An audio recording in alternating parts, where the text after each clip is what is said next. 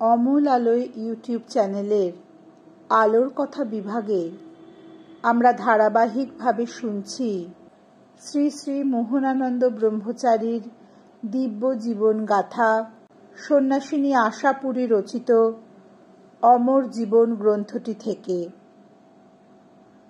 আজ আমরা শুরু করছি গ্রন্থটির 7ম অধ্যায়, দেব মানব প্রসঙ্গ, পর্ব 20। শ্রী শ্রী মোহনানন্দ মহারাজ 7ই জানুয়ারি 1952 কলিকাতায় ভবানীপুরের 18 বাড়ি হাউসে তার শুভ জন্ম মহোৎসব সভায় বিশাল জনতার সম্মুখে ভাষণ দেন।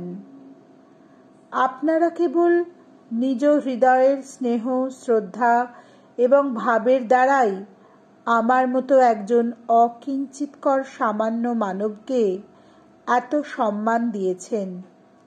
এজন্য আমি ধন্য, কৃতার্থ। তবে আমার এই অকৃতার্থ জীবনেও একটি চরম সার্থকতা, একটি পরম গর্বের বিষয় আছে। সেটি এই যে আমার কৈশোর এবং যৌবনের সন্ধিক্ষণে আমি এক স্নেহময়, দয়াময়, জ্ঞান, প্রেম ও বৈরাগ্যের মূর্তিমান বিগ্রহস্বরূপ সাক্ষাৎ শঙ্কর সদৃশ দেবতার শ্রীচরণ তলে একান্ত রূপে আশ্রয় নিয়েছিলাম। কায়ে মনোবাক্যে তাঁর শরণাগত হয়েছিলাম। তার জীবন বেদ, তার জীবনাদর্শ আমার জীবনে এখনো হয়তো সম্যক রূপে আমি ফুটিয়ে তুলতে পারিনি, তবুও আমার দৃঢ় বিশ্বাস তাঁরই আশীর্বাদ ও করুণায় একদিন তা সফল হবে। শ্রী গুরুচরণে এই একান্ত আত্মনিবেদন তার গুরুভাবকে আজ সহস্রদল কমলে পরিণত করে বিশ্ববাসীকে ওই পদ্মের অদ্ভুত মাধুর্যে উতলা করে তুলেছে। যন্ত্রীর হাতের নিখুঁত যন্ত্র হওয়াই যে সকল সাধনার চরম উদ্দেশ্য, আমাদের গুরু মহারাজের দিব্য জীবনীতে আমরা পদে পদে তার প্রমাণ পাই।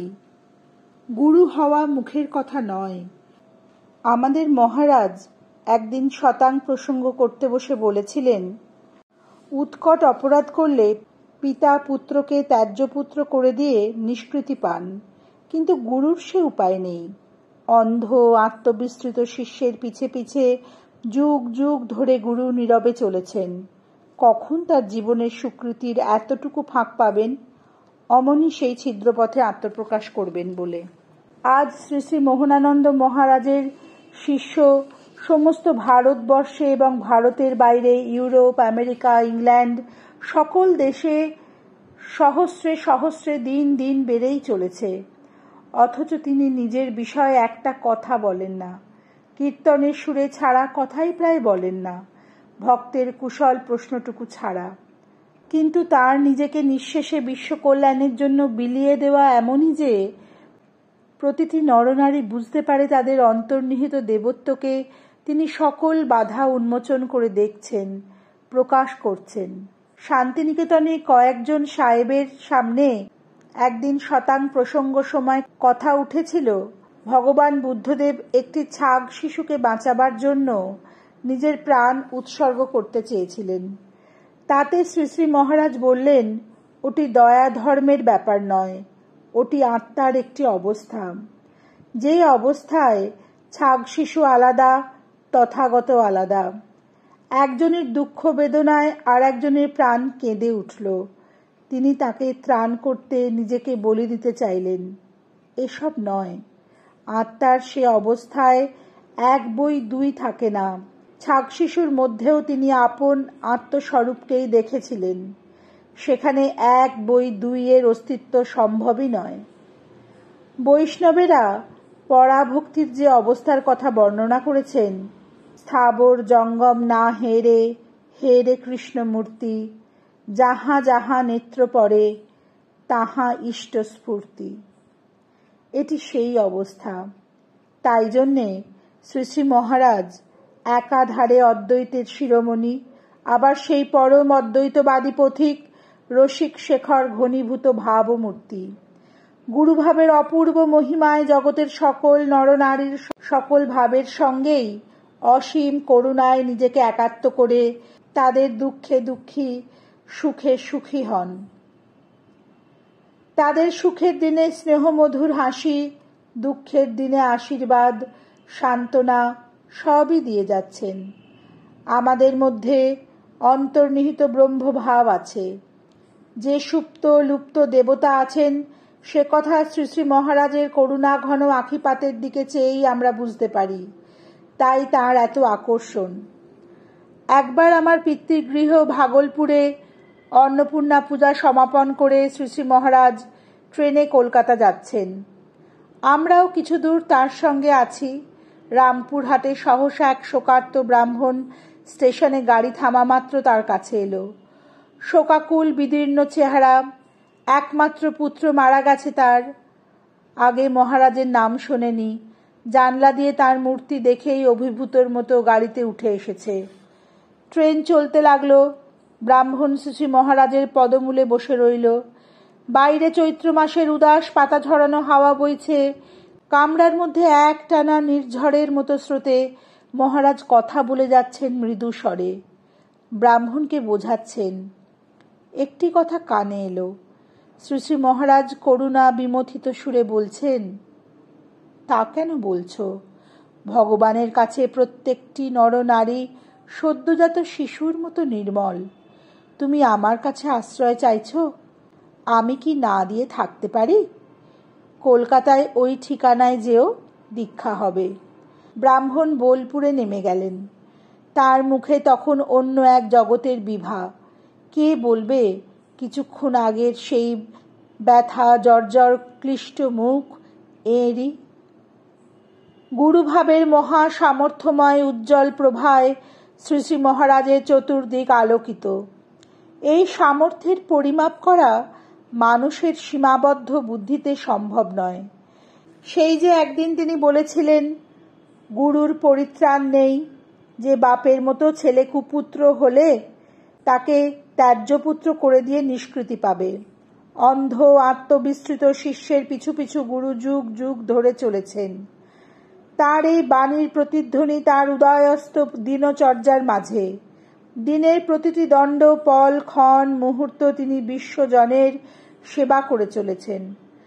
বীরভূমের দুবরাজপুর শহরে অবস্থানকালে তিনি শ্রীরামকৃষ্ণ আশ্রমের সন্ন্যাসী অরুণানন্দের প্রশ্নের উত্তরে বলেছিলেন, অনেকদিন সাধুরা সমাজকে কিছু দেয়নি, কেবল নিজেদের সম্প্রদায় বেশভূষা আচার আচরণ এসব নিয়ে আলোচনা করেছে।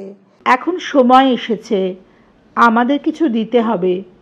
মানব সমাজকে সেবা করতে হবে। এই সেবা কায়িক বাচিক মানসিক সর্বভাবে করবার প্রকৃষ্ট সুযোগ পাওয়া যায় ভক্ত গৃহস্থ শিষ্যদের দ্বারে দ্বারে ঘুরে বেড়ালে। আমার কর্তব্য তাই আমি স্থির করে নিয়েছি, যতদিন শরীরের সামর্থ্য থাকবে, যেখান থেকেই আন্তরিক আহ্বান আসবে, ঘুরব। পৃথিবীর যে প্রান্ত হতে তার ডাক আসছে সেখানেই তিনি যাচ্ছেন।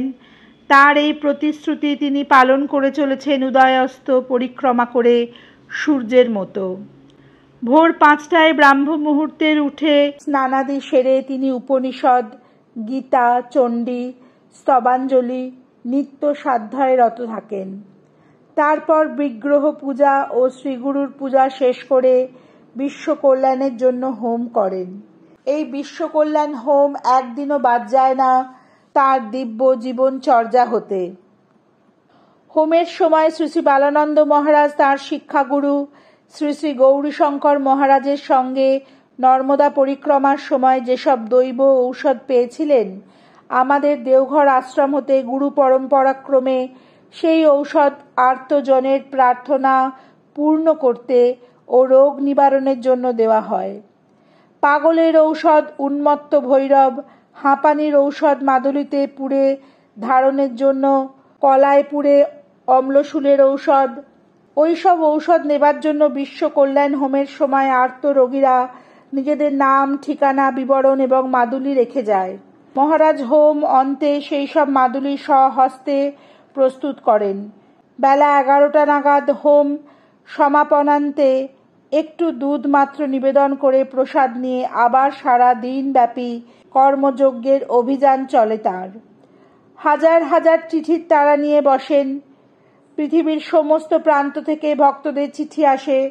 প্রত্যেকের আকুতি, ব্যথা, বেদনা যা তারা নিবেদন করছে সমস্তই তিনি গ্রহণ করছেন।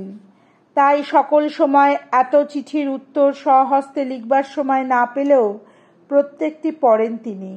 আমাকে দিয়ে একবার পত্রের উত্তরে লিখিয়েছিলেন, স্নেহের মা, রোজ এত চিঠি আসে যে আপন হাতে সমস্ত চিঠির উত্তর দেওয়ার প্রবল ইচ্ছা সত্ত্বেও তাহা সম্ভব হইয়া উঠে না। তাহার উপর প্রতিনিয়ত পরিভ্রমণরত থাকায় চিঠিপত্রাদির উত্তর দিতে এবং চিঠি পাইতে আরও দেরি হইয়া যায়। কিন্তু তোমরা আমাকে যে যাহা নিবেদন করো সমস্তই আমি গ্রহণ করি। একদিকে শত শত নরনারী তাকে প্রণাম করে চলেছে। তিনি নিজের হাতে হয়তো বিশ্বকল্যাণ হোমের ফোঁটাও সমাগত ভক্তদের পরিয়ে দিচ্ছেন, কিন্তু কোলের উপর চিঠির তাড়া, খামগুলি, ইনল্যান্ডগুলি খুলে খুলে আমরা তার চোখের সম্মুখে ধরছি। 2-4 মিনিট তাকিয়ে পড়ে নিয়ে আবার পরেরটায় দৃষ্টিপাত করছেন। কিন্তু ওই 2-4 সেকেন্ডের দৃষ্টিপাতেই সেই পত্রলেখকের জীবনের সমস্ত সমস্যা, আকুতি, আনন্দ, ব্যথা, বেদনা, ভূত, ভবিষ্যৎ, বর্তমান সবই যেন দেবতার চরণ কমলে পৌঁছে যাচ্ছে। এটি আমার প্রত্যক্ষ অভিজ্ঞতা এবং উপলব্ধি, একটুও বাড়ানো কথা নয়।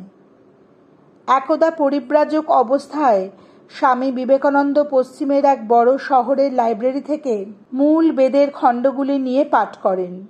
সকালে এক খণ্ড নিলেন তো সেটি পাঠান্তে ফেরত দিয়ে আরেকটি নিলেন। লাইব্রেরিয়ান বিদ্রূপ হাস্যে স্বামীজিকে বললেন, লোক দেখানো এমন বেদপাঠ কি না করিলেই নয়? যাহা অধীত করিতে বহু বৎসরের তপস্যার প্রয়োজন, আপনি কি না এবেলা ওবেলা তা বদলিয়ে নূতন নূতন খণ্ড নিচ্ছেন? স্বামীজি হেসে ফেলে বললেন, তোমাদের পার্থিব মনঃসংযোগের মাপকাঠি তো এখানে চলবে না, বললেও বুঝতে পারবে না। তবে মনে যদি সন্দেহ থাকে, এক কাজ করো, এই বেদের সমগ্র খণ্ডগুলি থেকে যেখানে তোমার খুশি আমাকে জিজ্ঞেস করো। লাইব্রেরিয়ান সেইরূপ করে দেখেন। প্রতিটি বাক্য, প্রতিটি লাইন স্বামীজির কণ্ঠস্থ। শ্রী শ্রী মহারাজেরও প্রতিদিনের এই সহস্র চিঠি পড়া এরই সমগোত্রীয়। এই পার্থিব জগতের মানসিকতা এখানে খাটে না। তিনি তো কই একবারও অসহিষ্ণু বা অধৈর্য হন না। একবারও বলেন না, কেন তোমরা রোজ এত চিঠি লিখে আমায় উত্ত্যক্ত করো? জানো না কি আমার সময় কত কম? বরঞ্চ প্রতি চিঠিতে আমাদের দিয়ে লেখান বা যেখানে প্রয়োজন বোঝেন এবং সময় পান নিজ হাতে লেখেন, পুনঃ তোমাদের কুশল দিয়া পত্র দিও। যার প্রতিটি পদক্ষেপ, প্রতিটি নিঃশ্বাস জগতের কল্যাণের জন্য, যার প্রতিটি বাক্য চির সত্য, তিনি নিশ্চয়ই মন রাখবার জন্য বা লৌকিকতা করবার জন্য লেখান না, পুনঃ পত্র দিও। তিনি সত্যই চান যত তাপিত জর্জরিত প্রাণ তারা তাদের সুখ, দুঃখ, শ্রান্তি, ক্লান্তি সব বোঝা তাঁর শ্রীচরণে নিঃশেষে নিবেদন করে দিয়ে শান্তি পাক, একটু জুড়াক। এই সঁপে দেওয়াটি এবং তার নির্নিমেষ দৃষ্টিপাতে সেটি অন্তরে গেঁথে নেওয়াটি, এইটি আসল। চিঠির উত্তর পেতে দেরি হলে বা আদৌ না পেলেও ক্ষতি নেই। কিন্তু আমরা বুঝি না। আমরা প্রতিনিয়ত আবদার করে চলি, আপনাকে নিজের হাতে লিখতে হবে, নইলে মন ভরে না। তার কাছে যখন থাকার মহাভাগ্য হয় তখন চিঠিগুলো লিখে দেবার সৌভাগ্য প্রায় পেয়ে যাই। এই চিঠির অকল্পনীয় ব্যাপ্তি এবং বোঝা গীতার বিশ্বরূপকেও হার মানায়। কত রকম চাওয়া, কত দেহি দেহি রব, কিন্তু তার এতটুকু বিরক্তি নেই। প্রসন্ন স্মিত হাস্যে রাশিকৃত চিঠির উপর চোখ বুলিয়েই চলেছেন। এর উপর আবার যেদিন দীক্ষা থাকে সেদিন ভোগ নিবেদনের স্থানটুকুও সংস্কার করা মাত্র যা দেরি। তার সামনের ওই স্থানটিতে দীক্ষার্থীরা পূজা অন্তে এক এক করে এসে বসবে। তার এই দীক্ষার ব্যাপারটা এক পরম আশ্চর্যময় বস্তু। জগতের ইতিহাসে কোনো মহাপুরুষকে এমন করে চাওয়া মাত্র দীক্ষাদান করতে বড় একটা দেখা যায় না। যোগ্যতা অযোগ্যতা বিচার নেই। তুমি আমাকে চেয়েছ, আমি কি তোমায় আশ্রয় না দিয়ে ফেরাতে পারি? সেখানে ধনী নির্ধনের প্রশ্ন নেই, পাত্রাপাত্রের বিচার নেই। এই দৃশ্যের উপর অনেক ধ্যান করে এইটুকু অনুভবে পেয়েছি যে শ্রী শ্রী মহারাজের মতো পূর্ণ অদ্বৈতবাদী ত্রিজগতে দুর্লভ। বাইরে বাইরে দেখে তাকে বোঝাই যায় না। সেই শীর্ণ মহাঋত্বিক কঠিন অদ্বৈতবাদীর আসল রূপটি ভিতরে। তার কাছে সবাই সমান। যাহা যাহা নেত্র পড়ে তাহা তাহা কৃষ্ণ স্ফুরে। কার বিচার করবেন তিনি? যে তাকে প্রার্থনা করবে সেই পাবে তাকে। বাইরে আমরা অবশ্য তা বুঝতে পারি না, তাই মহা হইচই মান অভিমান। কিন্তু একবার যদি ধ্যান ও তদ্গত মানসে এই মহা অদ্বৈতবাদীর রুদ্রবীণার ঝঙ্কার কান পেতে শোনবার চেষ্টা করি, তবে বিস্ময়ে নীরব হয়ে যেতে হয়। অদ্বৈতবাদের প্রধান বাণী তত্ত্বমসি, তৎ তম অসি, তুমি সেই। জগতের সকল আধারের অন্তরালেই সেই আদর্শ তৎ পদার্থটি রয়েছে। একে তো আমরা জন্মসত্ত্ব হিসেবেই পেয়েছি, কিন্তু সেই চির এক ততের উপর অজ্ঞানের মেঘ ছায়া ফেলে ঢেকে রেখেছে তাকে। একদিকে ততের উপর হতে এই অজ্ঞান আবরণ উন্মোচন করে চলেছেন, এবং অপরদিকে আমাদের কলুষতাময় তম পদার্থটিকে শোধন করে সেই চির ভাস্বর জ্যোতির্ময়ের সঙ্গে একীভূত করে দিচ্ছেন শ্রীগুরু। এইটি সাধন করিয়ে নেবার জন্যই শ্রীগুরু দীক্ষার মধ্য দিয়ে শক্তিপাত করেন। তার শক্তিপাত ছাড়া সমস্ত প্রণালীটি যে নিষ্ক্রিয়। তাই শ্রী শ্রী মহারাজ সকলের সব আবরণের তলায় সেই পরম চির এককেই দীক্ষা দেন। তার দীক্ষায় তাই পাত্রাপাত্র যোগ্য অযোগ্য বিচার নেই। সকল বিচারের পারে যে চিরন্তন এক, তাকেই তিনি খুঁজে বেছে নিয়েছেন। তাই জন্য তুমি চেয়েছ আমাকে, আমি নিজেকে দান করব তোমার কাছে। এই তার গুরুভাবের পরম আশ্বাসময়ী দীক্ষার বাণী। পরম গুরু মহারাজজি শ্রী শ্রী বালানন্দ ব্রহ্মচারী মহারাজ এবং গুরু মহারাজজি শ্রী শ্রী মোহনানন্দ ব্রহ্মচারী মহারাজজির শ্রীচরণে শতকোটি প্রণাম জানিয়ে আজকের পাঠ এখানেই সমাপ্ত করলাম।